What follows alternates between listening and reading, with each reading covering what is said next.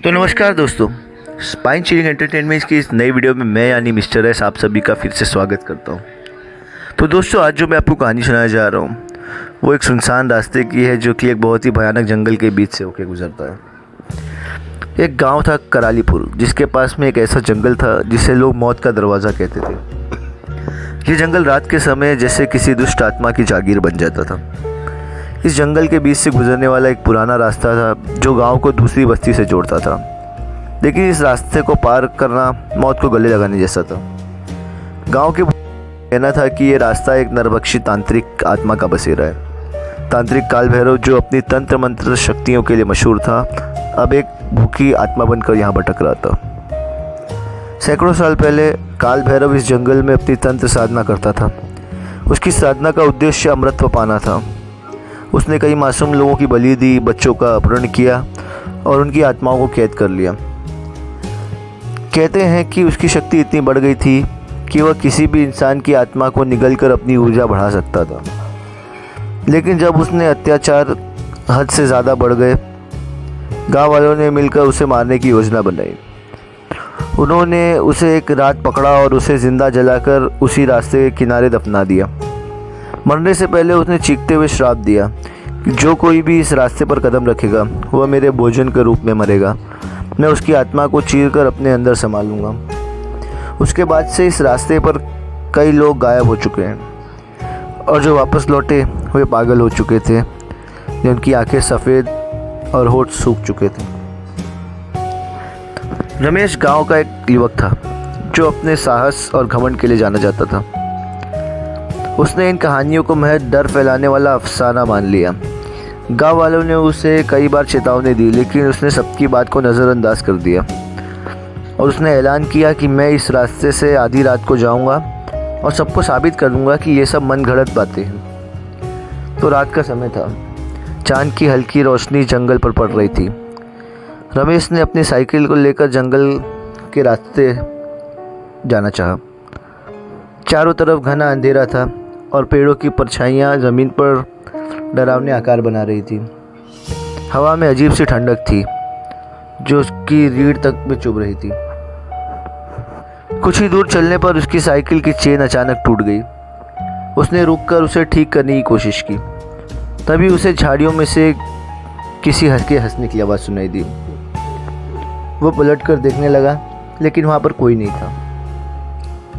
जैसे ही वह आगे बढ़ा, उसने देखा कि रास्ते के बीचों बीच एक औरत खड़ी थी। वह सफ़ेद साड़ी में थी और उसके बाल बिखरे हुए थे। उसके चेहरे पर जलने के निशान थे। रमेश ने डरते हुए पूछा, कौन हो तुम? औरत ने कोई जवाब नहीं दिया। वह धीरे धीरे उसकी ओर बढ़ने लगी। उसकी चाल इंसान जैसी तो नहीं लग रही थी। वह जैसे हवा में तैर रही थी। रमेश ने भागने की कोशिश की, लेकिन उसके पैर ज़मीन में जैसे जड़ से गए थे। तभी औरत की आंखें लाल हो गई और वो भयानक आवाज़ में बोली, तूने इस रास्ते पर कदम रखकर अपनी मौत को बुलाया है। अचानक वो औरत गायब हो गई और रमेश के चारों तरफ कंकाल के हाथ ज़मीन से निकलने लगे। हवा में ज़ोर सी गड़गड़ाहट हुई और तांत्रिक काल भैरव का भयानक रूप उसके सामने प्रकट हो गया। वह 10 फीट लंबा था। उसके शरीर पर खून के धब्बे थे और उसकी आंखें जैसे अंगार निकल रही हो। काल भैरव ने अपनी गहरी और डरावनी आवाज़ में कहा, अब तू मेरी आत्मा की भूख मिटाएगा। रमेश ने अपनी पूरी ताकत से भागने की कोशिश की, लेकिन रास्ता जैसे ख़त्म ही नहीं हो रहा था। वो जहाँ भी भागता, काल भैरव हवा में तैरता हुआ ठीक उसके सामने आकर खड़ा हो जाता। रमेश की चीखें पूरे जंगल में गूंज रही थी। काल भैरव ने उसे अपने जादुई पंजों से उठाया और उसकी आत्मा को अब उसके शरीर से बाहर खींच लिया। रमेश का शरीर दर्द से तड़पता रहा। औरत में उसकी हड्डियां टूटकर ज़मीन पर गिर गई। सुबह गांव वालों को रमेश की खून से सनी हड्डियां रास्ते पर किनारे पड़ी मिली। उसकी साइकिल का कोई अता पता नहीं था। गांव के लोग अब उस रास्ते के पास भी नहीं जाते। कहते कि जो भी वहां जाता है उसकी चीखें रात भर सुनाई देती हैं। काल भैरव अब भी हर रात जागता है और उसकी भूख अभी तक खत्म नहीं हुई।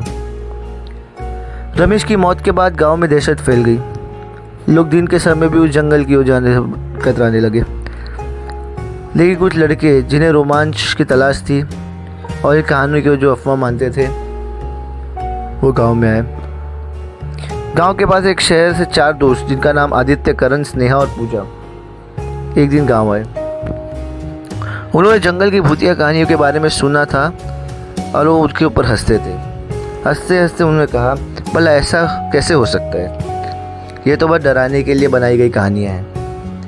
गांव के बुजुर्गों ने उन्हें चेतावनी दी कि अगर तुमने रात के समय उस रास्ते पर कदम रखा तो वापस लौटने की उम्मीद भी मत करना। लेकिन चारों दोस्त ने उसे चुनौती की तरह लिया। अगली रात 12 बजे वे चारों जंगल के रास्ते पर पहुंच गए। आदित्य ने कहा कि देखते हैं इस जंगल में कितना दम है।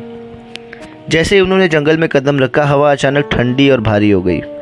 पक्षियों की और कीड़ों की आवाज़ें आने एकदम बंद हो गई और चारों ओर एकदम सन्नाटा सा छा गया। उन्हें पहला अजीब अनुभव तब हुआ जब पूजा ने महसूस किया कि कोई उसके पीछे चल रहा है। उसने पलट कर देखा तो वहाँ कोई नहीं था। करण ने पूजा का मजाक उड़ाते हुए कहा, डर गई क्या, ये सब तुम्हारे दिमाग का खेल है। लेकिन जल्दी सबकी हंसी गायब हो गई जब उन्होंने देखा कि पेड़ों की परछाइयाँ अजीब अजीब से आकार बना रही थी, जैसे कि उन्हें कोई देख रहा हो। थोड़ी दूर चलते ही रास्ता अचानक बदलने लगा। जो सीधा रास्ता था वह भूल भुलैया बन चुका था। आदित्य ने अपने फ़ोन की लाइट ऑन की, लेकिन लाइट बुझ गई। सभी के फ़ोन अचानक से बंद हो गए। तभी हवा में एक डरावनी हंसी गूंजने लगी।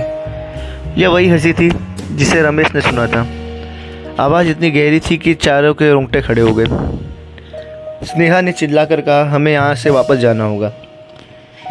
लेकिन रास्ता जैसे खत्म हो चुका था। चारों दिशाओं में सिर्फ घने पेड़ और अंधेरा ही नजर आ रहा था। आवाज़ें तेज़ होती गईं और करण ने देखा कि एक कंकाल जैसी छाया उसके ओर बढ़ रही है। उसने भागने की कोशिश की, लेकिन उसके पैर जैसे ज़मीन से चिपक गए थे। छाया ने उसे पकड़ लिया और हवा में उठा दिया। उसकी चीखें जंगल में गूंजने लगी। तीनों दोस्तों ने उसे बचाने की पूरी कोशिश की, लेकिन उनके सामने करण का शरीर ज़मीन पर गिर गया। उसकी आंखें सफ़ेद हो चुकी थी और शरीर की सारी ऊर्जा जैसे किसी ने खींच ली हो। तभी काल भैरव का विशाल रूप प्रकट हुआ। उसकी लंबी जटाएं, खून से सना चेहरा और जलती हुई लाल आंखें देखकर तीनों की सांसें जैसे थम गई। वह गरजते हुए बोला, तुम सबने मौत के दरवाजे को लांघा है, अब कोई भी जीवित नहीं बचेगा। पूजा ने हिम्मत करके उससे कहा, हमने कुछ नहीं किया, हमें छोड़ दो। काल भैरव ने अपनी शैतानी हंसी और कहा, यह जंगल अब तुम्हारी कब्रगाह है। काल भैरव ने अपने जादुई पंजे से पूजा को हवा में उठाया। वह चीखती रही, लेकिन उसके शरीर से खून निकलकर हवा में जैसे गायब हो गया और उसकी हड्डियां ज़मीन पर गिर गईं। अब आदित्य और स्नेहा ही बचे थे। दोनों ने जंगल से बाहर भागने की कोशिश की, लेकिन हर रास्ता उन्हें वापस उसी जगह पर लाकर छोड़ देता था जहाँ से उन्होंने भागना शुरू किया था। आखिरकार काल भैरव ने स्नेहा को अपने काले जादू से पकड़ लिया। उसकी आत्मा को उसने निगल लिया और उसकी आवाज़ जंगल में हमेशा के लिए खो गई। आदित्य आखिरी बचा था।